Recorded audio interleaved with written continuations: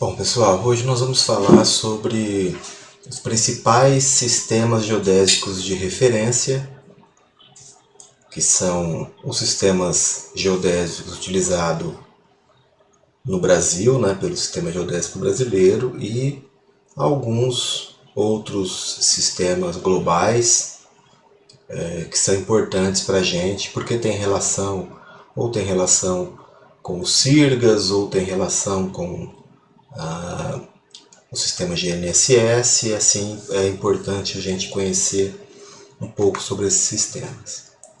Bom, pensando nos referenciais planimétricos que foram utilizados ao longo aí do desenvolvimento do sistema geodésico brasileiro, nós temos aí três sistemas considerados oficiais, que foram utilizados como referencial planimétrico do Brasil, do sistema geodésico brasileiro. O sistema Córrego Alegre foi o primeiro deles. Depois veio um sistema chamado de Astrodatum Chuá, que foi um ensaio para a adoção do SAD-69, que foi o referencial que veio substituir o Córrego Alegre.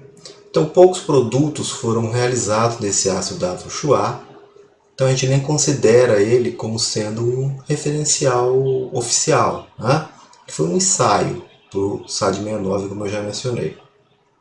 Então, oficiais mesmo, nós temos o Córrego Alegre, que foi o primeiro a ser utilizado. Depois, o South America Data of 1969, que foi o sistema SAD-69, que foi utilizado em substituição do sistema Córrego Alegre. E, mais recentemente, o sistema de referência geocêntrico para as Américas, o CIRGAS 2000, que é o referencial que nós adotamos hoje como referencial planimétrico do sistema geodésico brasileiro. Aqui, entre o SAD-69 e o CIRGAS, e o CIRGAS 2000, houve também um ensaio para o CIRGAS 2000, que foi o CIRGAS 1995. Só que também a gente não considera esse um referencial planimétrico, já que não tivemos produtos feitos com esse referencial no Brasil. Bom, então, esses três referenciais oficiais, nós vamos falar um pouco sobre cada um deles e verificar as suas características. Bom, então o sistema Córrego Alegre ele foi o primeiro sistema utilizado ainda lá na década de 40, o primeiro sistema que foi utilizado no ajustamento da rede planimétrica. Esse sistema é um sistema considerado clássico, ele foi definido, materializado a partir de métodos clássicos de levantamento e utilizava como superfície de referência, como elipsoide de referência, o elipsoide internacional de Hayford de 1924.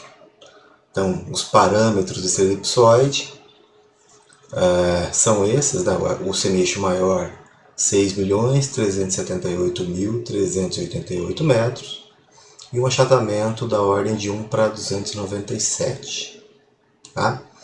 Esse elipsoide ele foi posicionado astronomicamente de forma a coincidir com o datum, ou ponto origem, chamado de vértice Córrego Alegre. Portanto, esse referencial trata-se de um referencial não geocêntrico, porque ele foi posicionado a partir de um ponto na superfície terrestre e dessa forma o centro do elipsoide não coincide com o centro de massa da Terra, como é uma característica dos referenciais geocêntricos. Bom, nesse ponto origem, no vértice Córrego Alegre, foram feitas observações astronômicas. Então, foi lá se determinou uma latitude astronômica de 19 graus, 50 minutos, 15,14 segundos sul, e uma longitude astronômica de 48 graus, 57 minutos, 42,75 segundos oeste. A partir dessas coordenadas astronômicas, tinha-se então a necessidade de determinar coordenadas geodésicas, né, para esse primeiro ponto, Córrego Alegre, e que a partir desse ponto pudesse ser expandido para toda a rede, né, para todas as outras regiões a partir de levantamentos por triangulação, poligonação, etc.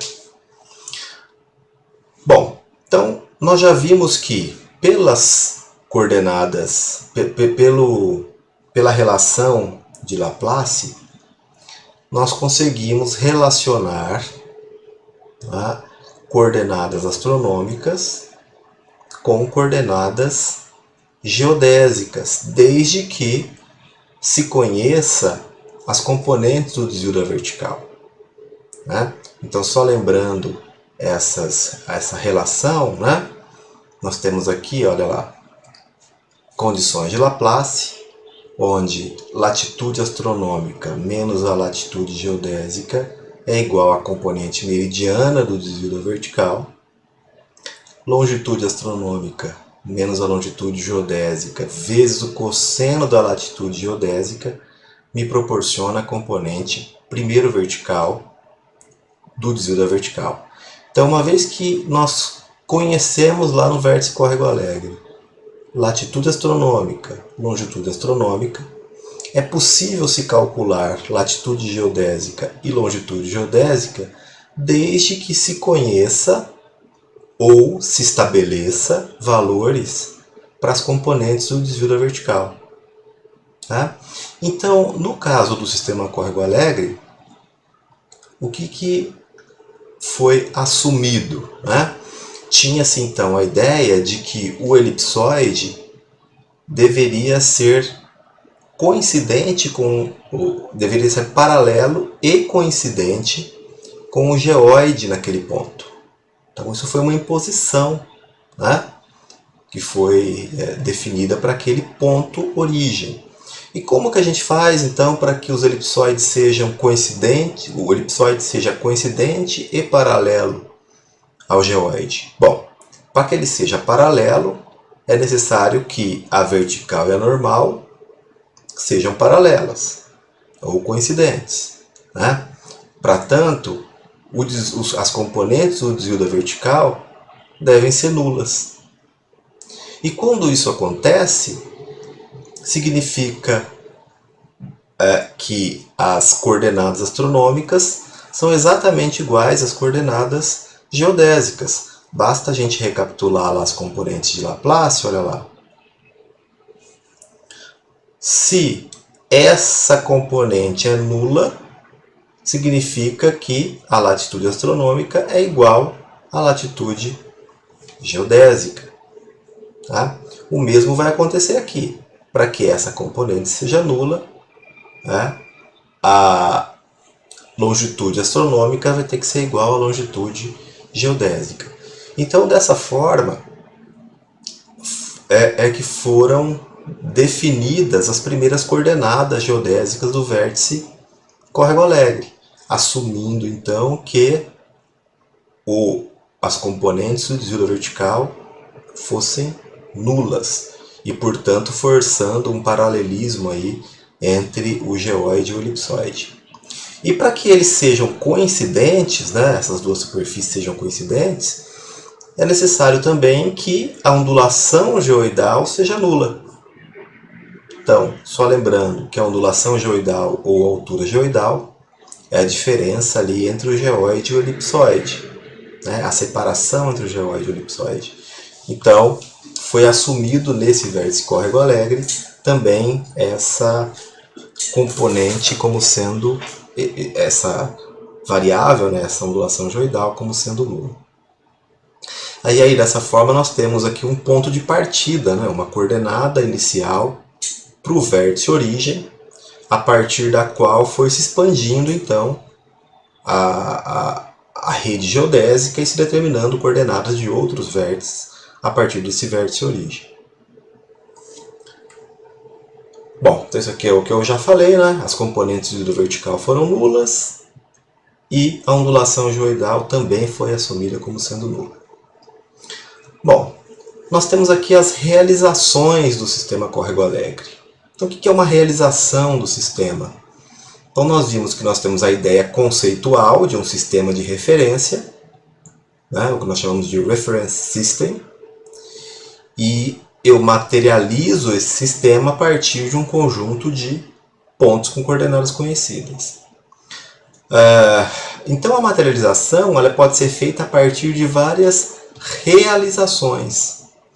Então, vamos supor lá que eu tenha um determinado conjunto de levantamento, de dados levantados, de pontos pertencentes a um determinado referencial, né? Em um determinado período de tempo. Né? Eu pego esse conjunto, faço um ajustamento das observações e determino as coordenadas para esse conjunto de pontos. Né? Gerei uma realização do sistema. Se, com o passar do tempo, novos dados venham sendo levantados, ou ainda surgiram novas técnicas que permitiram o cálculo de coordenadas com melhor qualidade, né? E haja necessidade de um novo ajustamento dessa rede, esse novo ajustamento vai dar origem a uma nova realização. Então, no caso do sistema Córrego Alegre, nós tivemos aí 3 realizações. A primeira ocorreu por volta de 1961, ou seja, eram dados que foram obtidos desde da origem do sistema, né, da implantação do sistema, da realização do sistema, até o ano de 1961, todos esses dados foram ajustados, deram origem a essa primeira realização, que é exemplificada nessa figura. Então nós temos lá nós temos aqui o ponto origem do sistema, o vértice Chuá, próximo ali da região do Triângulo Mineiro, e a partir dele foi se expandindo a rede Córrego Alegre. Inicialmente mais aqui na região sudeste, né, parte sul da Bahia, Mato Grosso do Sul e um pouco aqui no Paraná. Né? Então era uma realização bastante restrita, né, a essas regiões. De 1961 até 1970, novas estações foram agrupadas, né? E deu origem a uma nova realização. E de 70 a 72, uma terceira realização.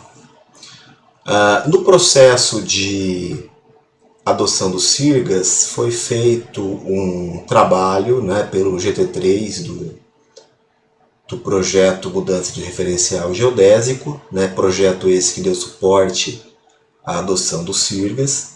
E nesse grupo foi feito um estudo então sobre essas realizações, para que se pudesse depois definir métodos de transformação de referenciais. Então é importante a gente conhecer as características dessas realizações. E foi uma das constatações que surgiram nesse trabalho do GT3, foi que essas duas realizações, 1970 e 1972, elas tinham estações comuns, né, que pertenciam às duas estações, às duas realizações, mas que estatisticamente os valores das coordenadas eram equivalentes. Então se agrupou tudo isso numa única realização. Né? Então essa realização aqui à esquerda é somente Córrego Alegre 1961 e essa realização aqui à direita é somente o que foi levantado depois de 61, né? Que corresponde a 1970 e 1972, as duas realizações conjuntas. Então a gente percebe que houve uma expansão para a região Nordeste, né, um conjunto grande de estações. Aqui a gente consegue ver as cadeias de triangulação geodésica, né, as figuras, os quadriláteros gerados no levantamento geodésico convencional. E houve uma expansão também aqui para a região sul, né? Paraná, Santa Catarina, Rio Grande do Sul. A rede foi crescendo nessa região. Então essas seriam as realizações que nós temos aí para o sistema Córrego Alegre. Quando a gente agrupa as duas realizações, nós temos essa configuração, né, para a rede Córrego Alegre. Olha lá, Córrego Alegre 61, mais o Córrego Alegre 1970 e 72 agrupados. Bom, aí, por volta de 1969, começaram estudos para definição de um novo sistema de referência planimétrico. A ideia era unificar para a América do Sul um sistema de referência planimétrico. Então, se pensou num projeto que deu origem ao Datum sul-americano, né? South America Data of 1969, que é o sistema SAD-69. Esse referencial ele foi adotado oficialmente no Brasil em 1977, substituindo o sistema Córrego Alegre. Esse sistema ele traz como superfície de referência o elipsoide de referência de 1967, que tem um semi-eixo maior de 6.378.160 metros, um achatamento de 1 para 298,25. Então, é um elipsoide um pouco menor do que o do sistema Córrego Alegre, que era 388, né? E também um pouco menos achatado do que o sistema Córrego Alegre, do que o elipsoide de Hayford, né, adotado pelo Córrego Alegre. Bom, esse elipsoide também foi posicionado astronomicamente.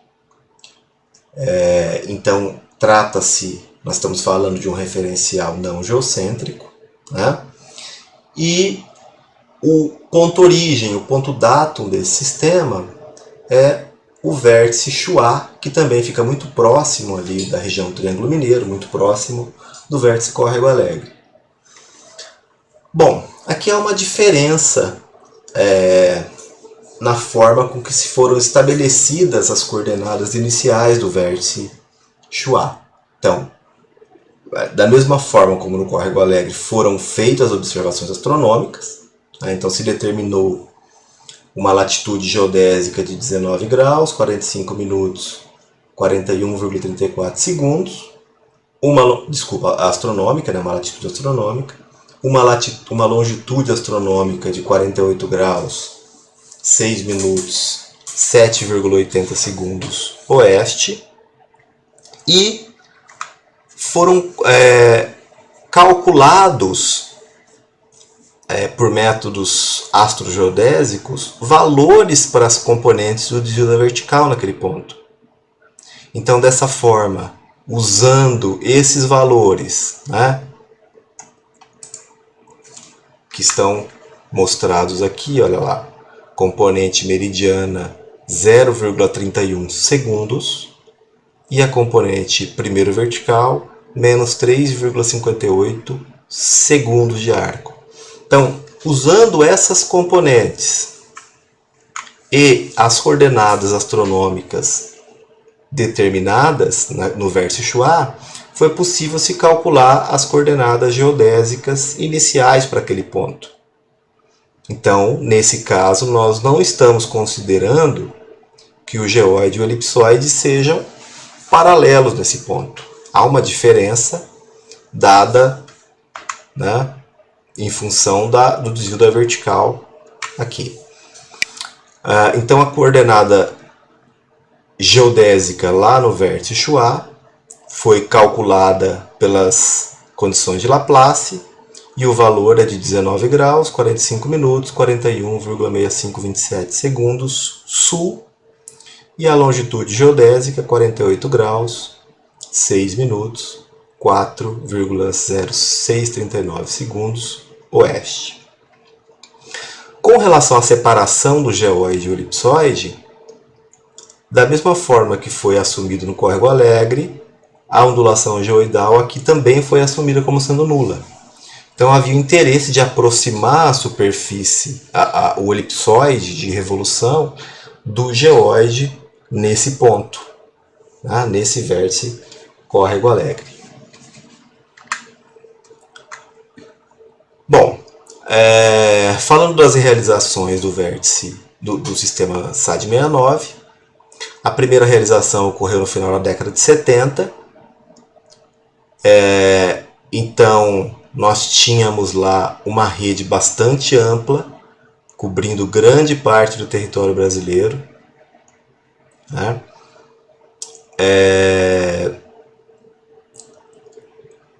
Obviamente um vazio um pouco maior aqui na região amazônica, na região do Pantanal, em função das dificuldades que se tinha em realizar levantamentos clássicos, né? Porque era o que se tinha na época nessas regiões. Grande parte da região amazônica foi feita utilizando o sistema Transit. Esse sistema Transit foi um precursor do sistema GPS que veio já na década de 80. Então, nós vemos aqui grandes cadeias de triangulação, né? As figuras características dessa cadeia de triangulação, algumas estações poligonais e alguns pontos mais esparsos, provavelmente pontos do sistema Doppler. Na década de 80 já surgiram os primeiros sistemas GPS e aí houve um adensamento, né, dessa rede planimétrica, um adensamento, né, de pontos e também uma nova tecnologia, uma tecnologia que surgia, né, proporcionando uma rapidez no levantamento, né, um custo menor de levantamento, uma qualidade superior. Então, se resolveu adotar uma nova realização para o SAD-69, agora com esses novos dados que foram determinados e utilizando os pontos, grande parte dos pontos GPS, como injunção para esse ajustamento. Então, dando uma melhor qualidade geométrica, melhor rigidez geométrica para essa nova realização. Então, isso deu origem à realização SAD-69 1996, ou também chamada de SAD-6996. Esta, então, um pouco mais, um conjunto maior de dados e já entrando o sistema GPS como injunção para o ajustamento das suas coordenadas. Aqui nós temos as duas realizações conjuntas, né? A gente percebe aqui uma densificação na região do Mato Grosso do Sul, mas provavelmente são pontos GPS, aqui na região do Mato Grosso e alguns novos pontos também na região amazônica. Então o GPS foi adensando ainda mais a nossa rede geodésica. Tá? Então essa seria a estrutura da rede SAD-69 após as duas realizações.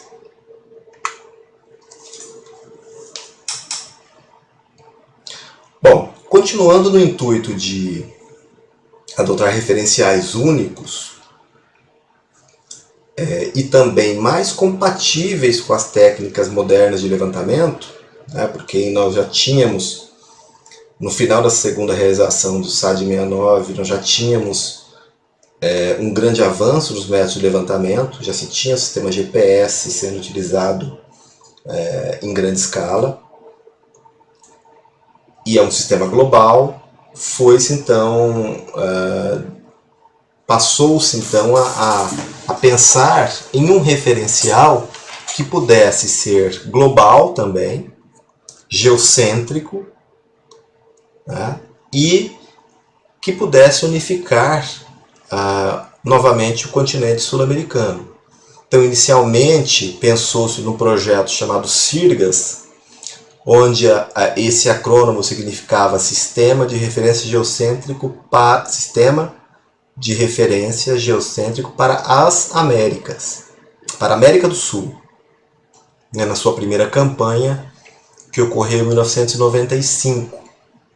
Então, nessa campanha, participaram 67 estações, distribuídas em 11 países da América do Sul. Bom, posteriormente houve interesse de alguns outros países da América do Norte, da América Central, da América do Norte e do Caribe em participarem do projeto. Então, mudou-se o acrônimo aqui, né? Continuou a mesma sigla, né? SIRGAS, só que agora, ao invés de ser Sistema de Referência Geocêntrico para a América do Sul, passou a ser nomeado de Sistema de Referência Geocêntrico para as Américas. Bom, nessa segunda realização, que ocorreu em maio de 2000, do ano de 2000, participaram 184 estações distribuídas nos países das 3 Américas. E 21 dessas estações estavam localizadas em território brasileiro. Esse ajustamento da rede planimétrica deu origem à realização que nós chamamos de SIRGAS 2000.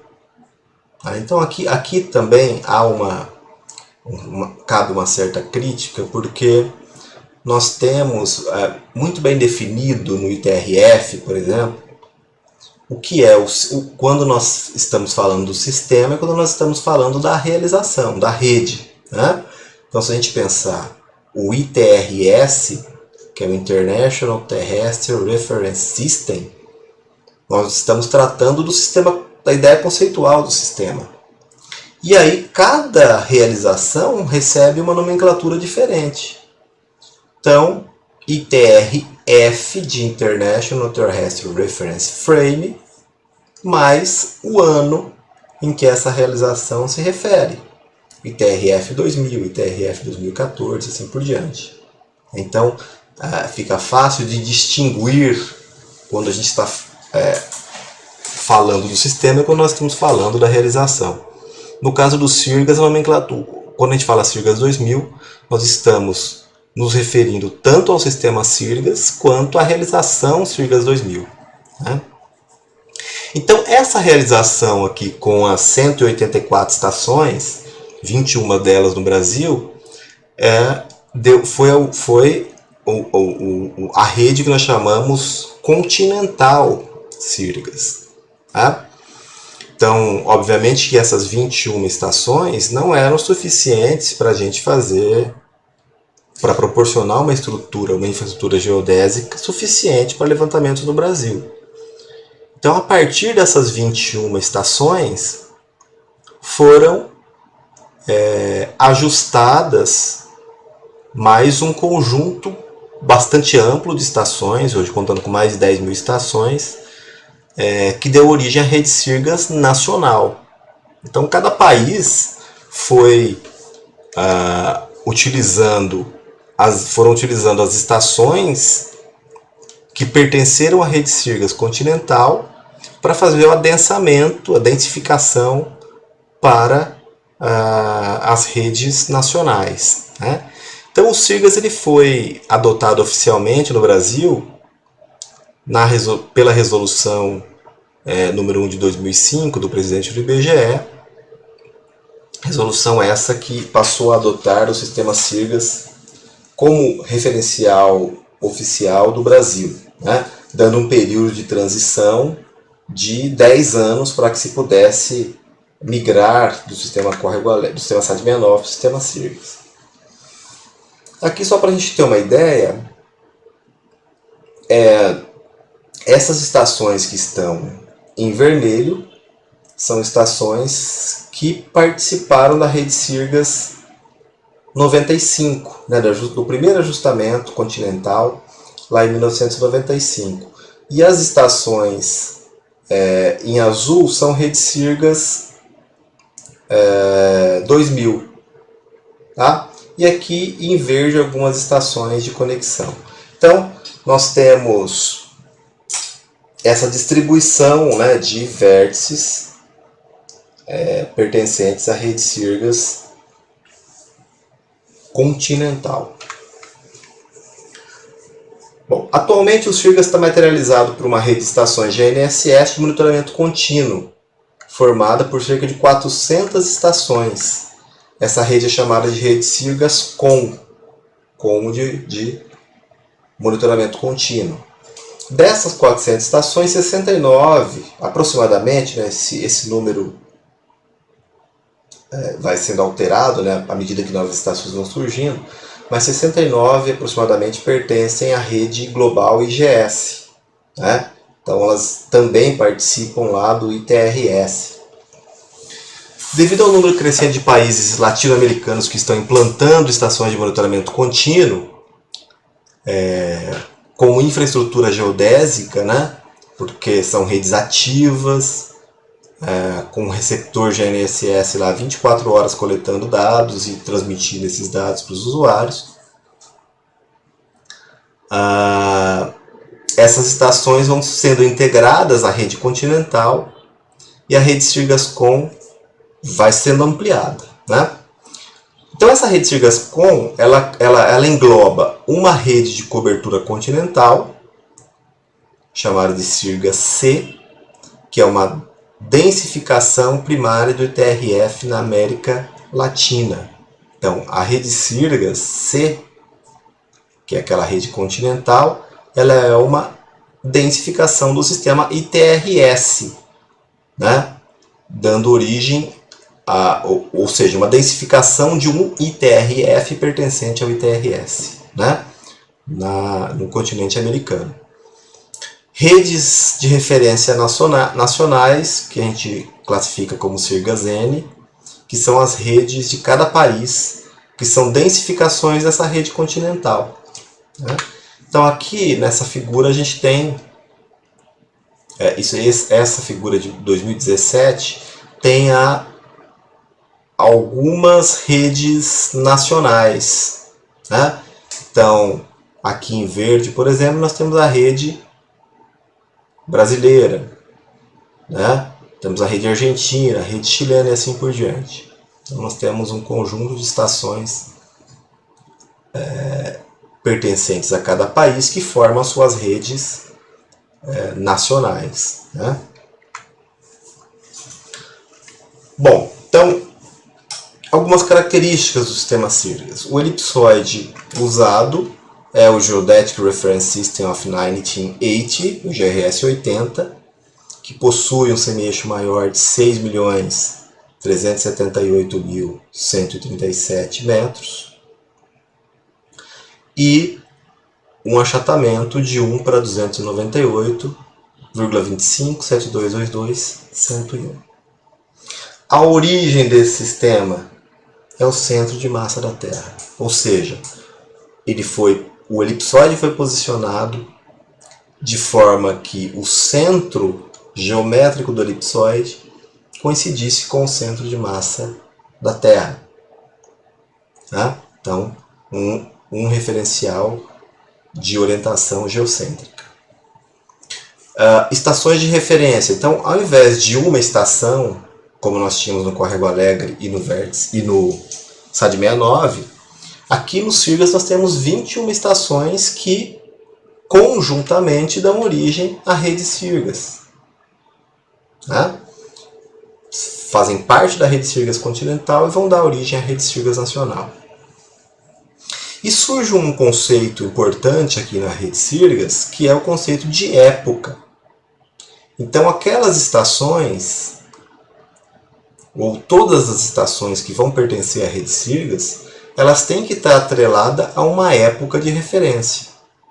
No caso do Sirgas, a época de referência é 2000,4, que coincide com a data de ajustamento das estações Sirgas. né, que é lá de maio do ano 2000. Então, se nós fizermos o levantamento hoje, em 2021, alguma coisa, esse levantamento, para que pertença à rede Sirgas, ele tem que ser levado para essa época, tá? Para a época de 2000,4. Essa seria a configuração da nossa rede hoje, né? A rede planimétrica brasileira em Sirgas 2000, onde nós temos aqui em verde vértice de triangulação, grande parte deles, né, nas regiões sul, sudeste e nordeste. Depois nós temos alguns pontos de poligonação aqui em laranja, a gente vê alguns pontinhos de poligonação geodésica. Em azul, ponto GPS, né? Então, uma expansão muito grande na região amazônica, aqui no Mato Grosso, né? Mato Grosso do Sul, e entre as cadeias de triangulação também. E esses pontinhos em magenta, que em sua grande maioria estão aqui na região amazônica, são pontos provenientes de levantamento do sistema Transit, sistema Doppler, tá? Que é aquele sistema que eu disse que é precursor do GPS. Então hoje nós temos uma cobertura bastante ampla dessa rede, tá? Planimétrica em Sirgas 2000. Bom, esse é o cenário que nós temos hoje, então. Claro que vão surgindo novas estações, né, principalmente quando a gente fala da RBMC, que é a Rede Brasileira de Monitoramento Contínuo do Sistema GNSS, que tem lá um conjunto grande de estações ativas, né? São estações que têm um sistema, um receptor GNSS 24 horas coletando dados das diferentes constelações, né, de satélites de GNSS.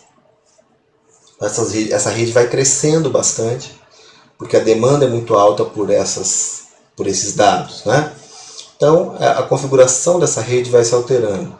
Por exemplo, em Goiás nós temos estações da RBMC, uma em Goiânia, no prédio do IFG. Fizemos um acordo também para implantar uma lá no campus de Uruaçu, do IFG. Já tínhamos uma em Jataí, né? E aí nós temos lá no DF, em Brasília, tem uma também. E estamos pensando em implantar uma nova estação ainda. Estamos definindo onde que vai ser implantada essa nova estação. E nós vamos ter uma cobertura um pouco maior de estações RBMC no estado de Goiás. Bom, outros dois referenciais. Então, esses foram os referenciais, né, do Sistema Geodésico Brasileiro. Existem outros dois referenciais de interesse que são o ITRS, né, o International Terrestrial Reference System, Sistema de Referência Terrestre Internacional, que é o sistema que deu origem ao sistema Sirgas, né? Então, um sistema muito importante. E o WGS-84, que é o World Geodetic System of 1984, o Sistema Geodésico Mundial, o Sistema Geodésico Global de 1984, que quando se faz um levantamento GPS usando efemérides transmitidas, é o sistema onde estão as coordenadas dos satélites, né? Então é um sistema importante também para a gente conhecer. Então qual que é a importância desses dois sistemas? É o que eu já mencionei, né? Primeiro que o Sirgas 2000 é uma densificação do ITRF 2000. Então daí já tem uma questão de compatibilidade desses dois sistemas. Então é importante a gente conhecer as características desse referencial que deu origem ao Sirgas. Depois, porque tanto o ITRS quanto o WGS-84 são utilizados pelo sistema GPS. Então, se a gente fizer um levantamento GPS e determinar as coordenadas dos satélites usando as efemérides transmitidas, né, essas efemérides transmitidas são mensagens de navegação que o receptor GNSS armazena em tempo real quando ele sincroniza com um determinado satélite. Então essas mensagens vêm em tempo real e permite com que sejam calculadas coordenadas desses satélites, né, para que a gente possa calcular as coordenadas da estação terrestre. Quando essas efemérides vêm em tempo real, são transmitidas, elas são fornecidas no WGS 84. E há a possibilidade da gente utilizar as efemérides que nós chamamos de efemérides precisas, ou seja, depois de um certo tempo, alguns órgãos, como o IGS, né, com o International GNSS Service, a JPL da NASA, calculam efemérides para os satélites com uma qualidade superior, né, às efemérides transmitidas. Só que essas efemérides precisas, elas vêm no ITRS, né, em determinada realização do ITRS. Então, no sistema GPS, a gente pode ter tanto WGS 34 quanto ITRS. WGS 34 quando nós temos efemérides precisas, transmitidas, e ITRS quando nós temos efemérides precisas. Bom, e um outro ponto importante é que o WGS 84, da sua realização G1150 adiante, né, as mais recentes, ele também é compatível com o sistema Sirgas. Ele é compatível com o ITRF 2000 e é compatível com o Sirgas, né, a nível milimétrico ali. Bom, então falando do ITRS. Então o TRS é um sistema de referência moderno, ou seja, ele foi totalmente realizado a partir de métodos modernos de levantamento, né, sistemas de posicionamento por satélite. É um sistema que rotaciona com a Terra em seu movimento no espaço. Cada realização do ITRS deve, de preferência, ser especificada em coordenadas cartesianas. Então isso aqui são algumas convenções que existem para o sistema ITRS, né? Uma delas é que as coordenadas devem ser expressas no formato cartesiano tridimensional, onde o eixo Z aponta para a direção do polo terrestre convencional, que é calculado pelo IGS, a direção do polo terrestre convencional. O eixo X aponta para a direção média do meridiano de Greenwich, e o eixo Y torna o sistema destrógeno. Tá? Como nós já mencionamos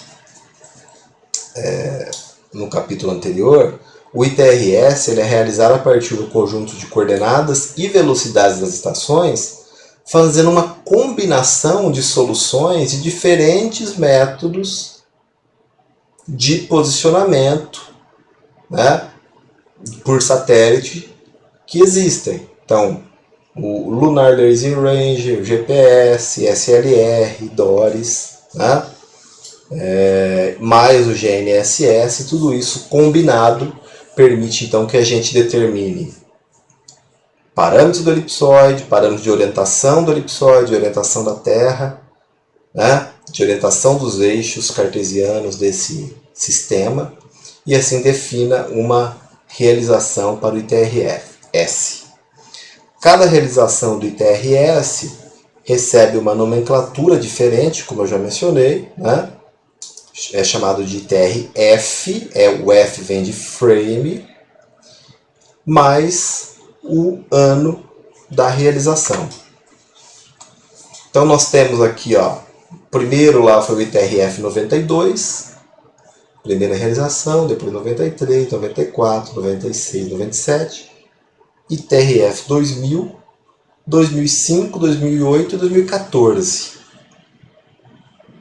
Tá?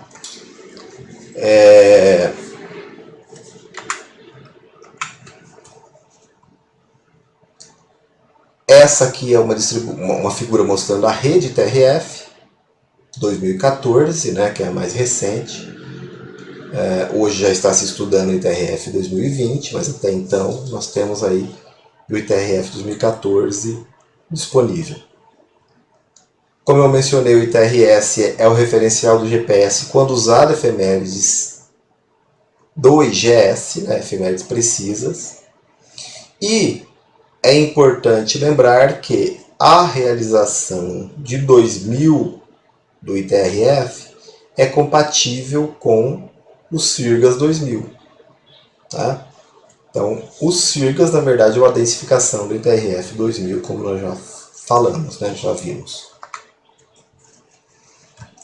Bom, e o WGS 84? Ele é um sistema de referência associado ao sistema GPS norte-americano, né? Quando se utiliza efemérides transmitidas. Também é um sistema fixo à Terra, com origem e orientação dos eixos definido da seguinte forma.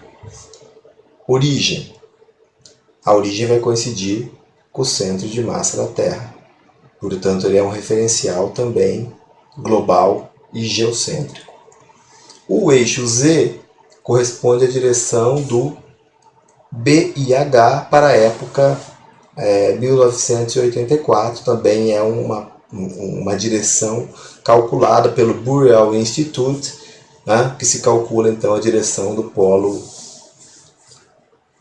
convencional, né, polo terrestre convencional, para a época 1984. O eixo X aponta para a intersecção do meridiano origem, também calculado para a época de 1984, com um plano que passa pela origem, pela origem normal ao eixo Z. O eixo Y completa o sistema destrógero também. Aqui só mostrando então essa representação dos eixos, né? O eixo Z, polo terrestre convencional, o eixo X, intersecção no meridiano médio de Greenwich para 1984 e o plano do Equador, e o eixo Y tornando o sistema destrógero. Bom, alguns parâmetros do WGS 74. Ele utiliza o elipsoide de referência, o GRS 80, cujo semi-eixo maior é 6.378.137. O achatamento 1 para 298,257222, 3563. Então a gente percebe que o semi-eixo maior é exatamente igual ao semi-eixo maior do SIRGAS, né, do elipsoide usado pelo SIRGAS, que também é o GRS 80, né? Só que para cada referencial se calcula os parâmetros novamente, se refina os parâmetros. No caso do achatamento, a diferença vai estar aqui na 6ª casa após a vírgula, porque o SIRGAS é 1 para 298, 25, 7222, 101. Então muda aqui nessa 6ª casa após a vírgula, né? Uma diferencinha pequena no achatamento. Velocidade angular de rotação à Terra, constante gravitacional aqui para esse referencial. Bom, com relação às realizações do WGS 74, nós temos aí 5 realizações. A primeira delas ocorreu... havia uma realização inicial, né, em que ocorreu em 1987, ainda com o sistema Transit. Depois, a primeira realização oficial com o GPS veio em 1994, que foi a realização G730, onde o G significa GPS, né? Que todo o sistema WGS é realizado a partir de GPS. 730 corresponde à semana GPS em que as coordenadas foram calculadas. A segunda realização G873, a época 1997, depois G1150, época 2001, E as duas últimas realizações que têm a mesma época de referência é a G1674 e G1762. Então, é importante frisar que do G1150, que é da época 2000 para frente, elas são compatíveis com os Sirgas para fins práticos. Então, são realizações que têm uma compatibilidade. Se eu pegar uma coordenada WGS34 G1150 e comparar com a coordenada Sirgas, a diferença é praticamente, para fins práticos, desprezível, né?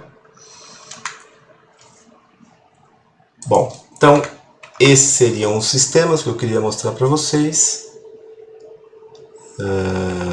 Existem outros, né, mas eu julgo que esses são os mais importantes para a gente, o que a gente tem maior interesse, né? Então é isso. Obrigado e até mais.